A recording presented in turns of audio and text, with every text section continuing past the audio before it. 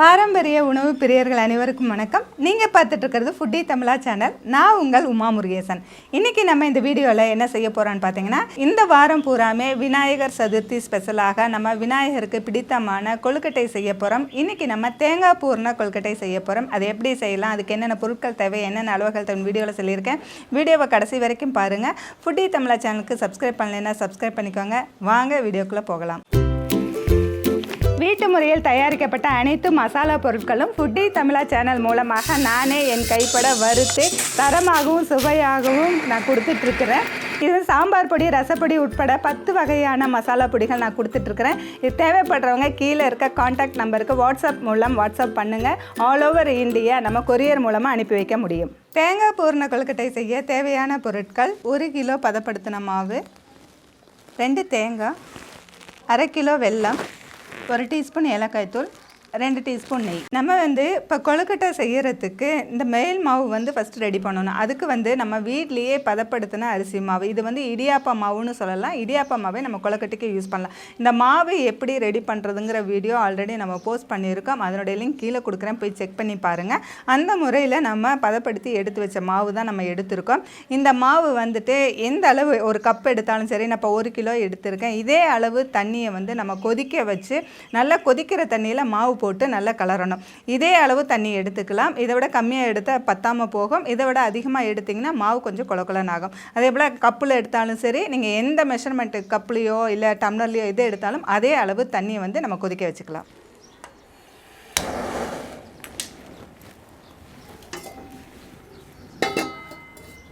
நம்ம அரிசி எடுத்த கப்புலேயே நம்ம தண்ணி எடுத்துருக்கோம். அதை கொதிக்க வச்சுக்கலாம். நம்ம அரிசி மாவு எடுத்த கப்புலேயே நம்ம தண்ணி எடுத்துருக்குறோம். அந்த தண்ணியை நல்லா கொதிக்க வச்சுக்கலாம்.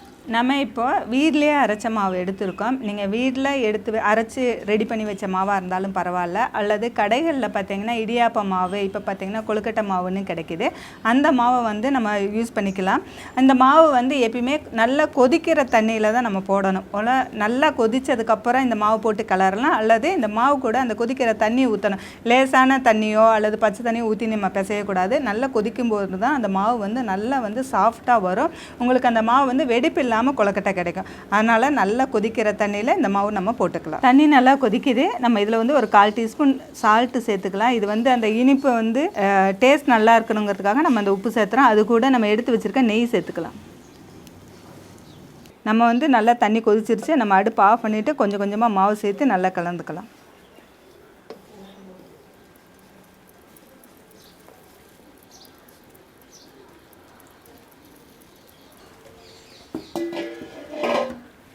நம்ம தண்ணி எல்லா பக்கம் எல்லா மாவுலையும் கலங்குற மாதிரி கலக்கணும். இது வடசட்டி கொஞ்சம் சின்னதாக இருக்கனால இந்த பாத்திரத்தை மாற்றிக்கிறேன். நான் இப்படி நல்லா எல்லா பக்கமுமே நல்லா கலங்கணும்.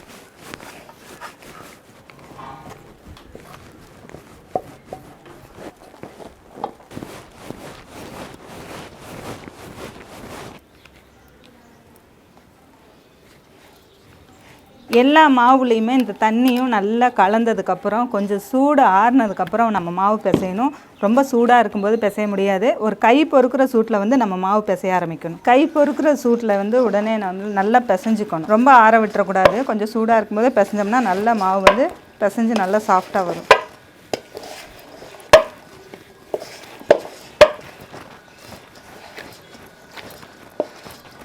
இப்போ பார்த்திங்கன்னா இந்த மாதிரி நல்லா நம்ம சாஃப்டாக மாவு பிணைஞ்சிக்கலாம். எனக்கு நிறையா இருக்கிறனால அந்த உருட்ட முடியல.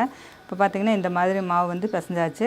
ஒவ்வொரு அரிசிக்கும் கொஞ்சம் அரிசி மாவுக்கு தண்ணி கொஞ்சம் அதிகமாக தேவைப்பட்டால் போட்டுக்கோங்க. இந்த இதுக்கு இதுவே போதுமாக இருக்கும். இப்படி நம்ம பிசைஞ்சோம்னா தான் நம்ம கொழுக்கட்டை மாவு பார்த்திங்கன்னா இந்த மாதிரி நம்ம விரிக்கும்போது ரொம்ப நல்லா வரும். நம்ம கொழுக்கட்டை இந்த பூர்ணம் இதுக்குள்ளே வைக்கிறதுக்காக நம்ம இந்த மாதிரி மாவு பிசைஞ்சிருக்கோம். இதை ஒரு ஈரத்துணி வச்சு நம்ம மூடி வச்சுக்கலாம். அப்படியே வச்சுருந்தோம்னா காஞ்சி போயிடும். நமக்கு மூடி வச்சுட்டு அடுத்தது பூர்ணம் ரெடி பண்ணிக்கலாம். இப்போ மாவு எல்லாமே நல்லா சேர்த்து நம்ம பிசைஞ்சாச்சு. இப்போ ஈரத்துணி வச்சு மூடி வச்சுக்கலாம். இப்போ நம்ம மாவு பிசைஞ்சு ரெடியாக வச்சாச்சு. அதுக்கு அடுத்தது பூர்ணம் ரெடி பண்ணுறதுக்காக 2 தேங்காயும் நம்ம உடைச்சிட்டு இந்த மாதிரி திருவி எடுத்துக்கலாம்.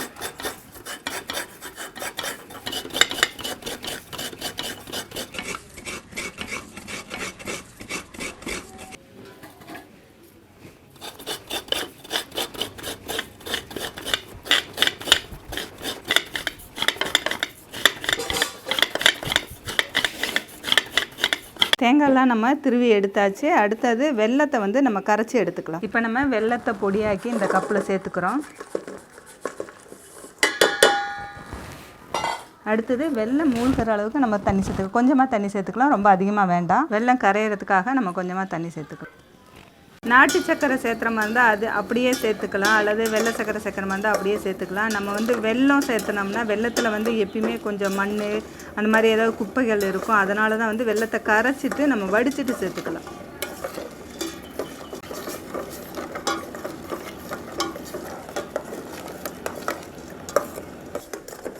இப்போ வெல்லம் கரைஞ்சிருச்சு, இதை நம்ம வடித்து எடுத்துக்கலாம்.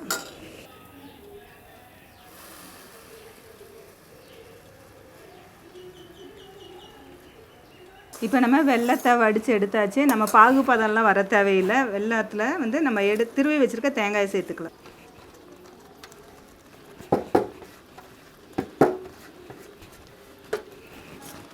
அது கூட நம்ம எடுத்து வச்சுருக்க ஏலக்காய் பொடியை சேர்த்துக்கலாம். இது ஒரு 10 நிமிஷம் அடுப்பில் வச்சுருக்கலாம். இது கெட்டியாகிற வரைக்கும். ரொம்ப கெட்டியாகிடுச்சுன்னா அது கடுகடுன்னு ஆயிரும், அதாவது தேங்காய் பருப்பி மாதிரி ஆயிரும். கொஞ்சமாக அந்த தண்ணியில் சுண்ணதுக்கப்புறம் அடுப்பு ஆஃப் பண்ணிக்கலாம்.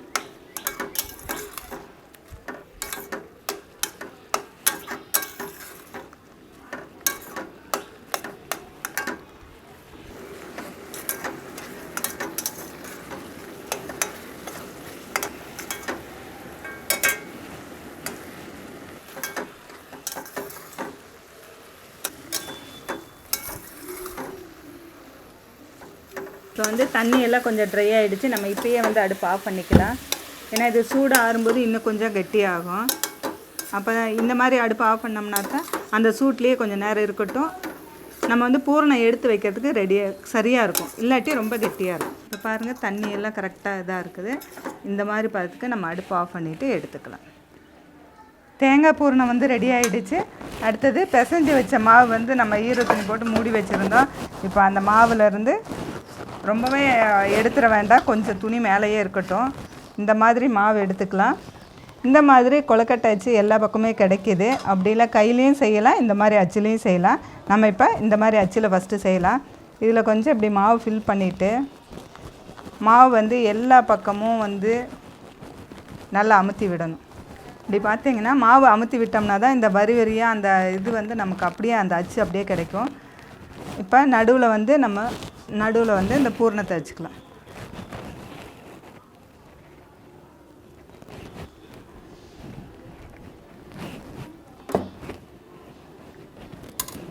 நடுவில் பூரணமும் வந்து நல்லா அமுத்தி விட்டுக்கலாம்.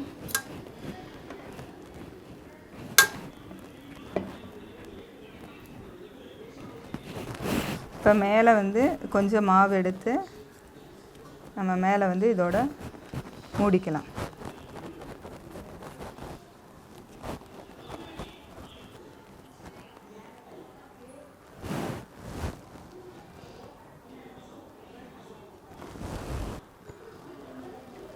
இப்போ நமக்கு இந்த மாதிரி கிடைக்கும். நமக்கு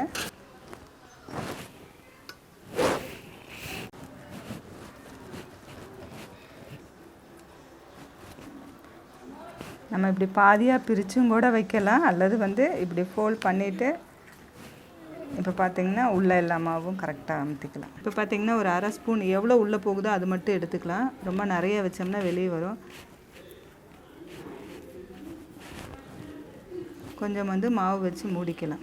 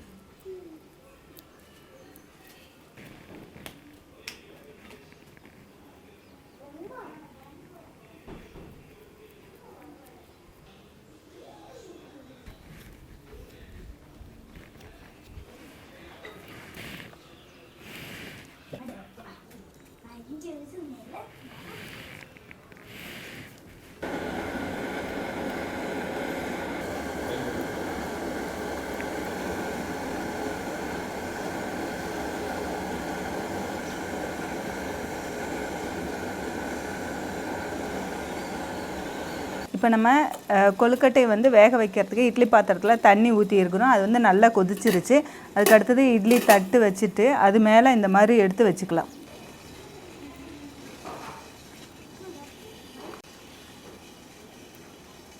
இந்த மாதிரி வச்சு நம்ம மூடி போட்டு மூடிட்டு ஒரு 5 நிமிஷம் நல்லா வெந்ததுக்கப்புறம் எடுத்துக்கலாம்.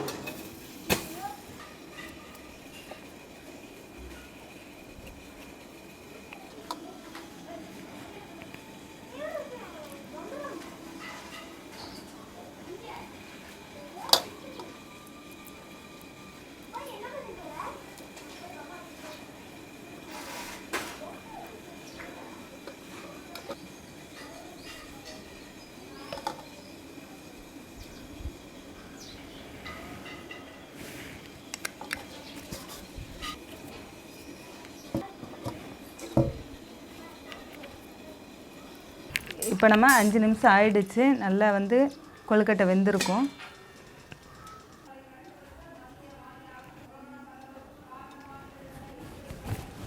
இப்போ வந்து இட்லி தட்டில் எண்ணெய் தடவிட்டு நம்ம இந்த மாதிரி வச்சுக்கலாம்.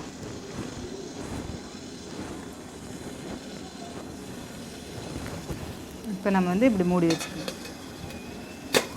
கொழுக்கட்டைகளை வந்து இந்த அச்சுலேயே செய்யலாம். நம்ம எப்படி செய்கிறதுன்னு காமிச்சிருப்பேன். இந்த அச்சு இல்லைனாலும் பரவாயில்ல, நம்ம கையிலேயே கூட செய்யலாம். அதுக்கு வந்துட்டு மாவு இந்த மாதிரி நம்ம பிசைஞ்சதுக்கப்புறம் இப்படி நம்ம பண்ணோம்னாவே இந்த மாவு வந்து வெடிப்பு இல்லாமல் அப்படியே வரும். நம்ம எவ்வளோ இது பண்ணாலும் அப்படியே நல்லா இதாகும். இதில் வந்துட்டு நம்ம பூர்ணம் வச்சுக்கலாம். பூர்ணம் வச்சுட்டு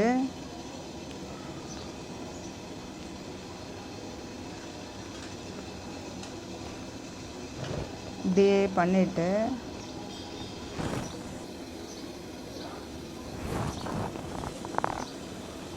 இப்போ பார்த்தீங்கன்னா மாவு வந்து நல்ல நைஸாக இருக்கிறதுனாலையும் நல்லா பிசைஞ்சதுனாலையும் ரொம்ப சாஃப்டாக அப்படியே வரும். வெடிப்பு இல்லாமல் அப்படியே வரும். பார்த்தீங்கன்னா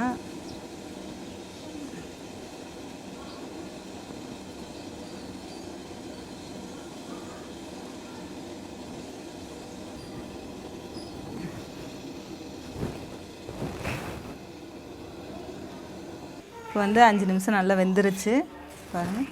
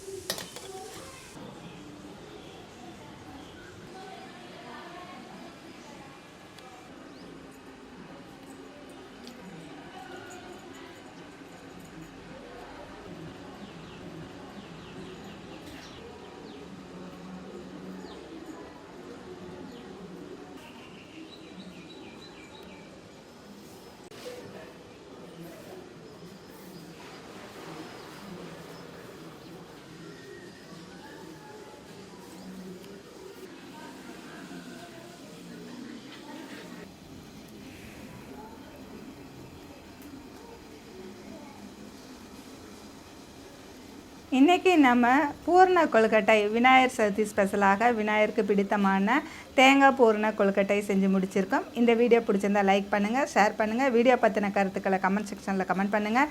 ஃபுட்டி தமிழா சேனலுக்கு சப்ஸ்கிரைப் பண்ணலைன்னா சப்ஸ்கிரைப் பண்ணிக்கோங்க. மீண்டும் அடுத்த வீடியோவில் சந்திக்கலாம்.